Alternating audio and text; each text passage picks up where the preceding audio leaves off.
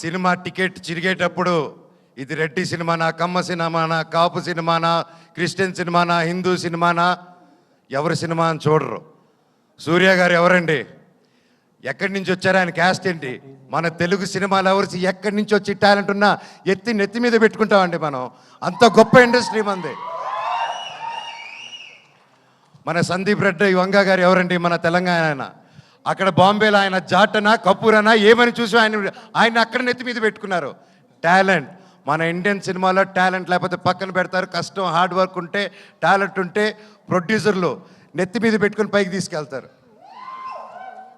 ఏమండి, అది నెట్లో అది రాసి పోస్టులు చేసిన వాళ్ళకి ఒకటి అడుగుతాను, మీ ఫ్రెండ్స్కి కానీ ఎవరికైనా ఫోన్ చేసి ఒక 10,000 20,000 అడగండి. ఈ రోజుల్లో అది ఎంత కష్టమో, ఎంత ఆలోచించిస్తారో అని.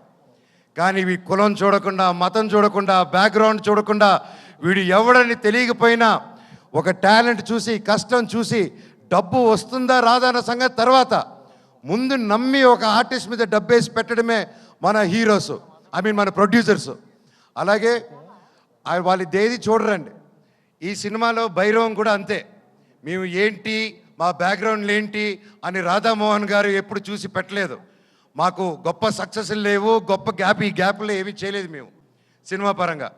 అయినా మా ముగ్గురిని నమ్మి ఈ సినిమా చేశారంటే, సార్ మీ గుండె గొప్పది, మీలాంటి ప్రొడ్యూసర్లు ఎల్ల కాలం బ్రతికుండాలి సార్. మీరు శ్రీధర్ గారు మీలాంటి వాళ్ళు ఉండాలి sir. Thank you so much.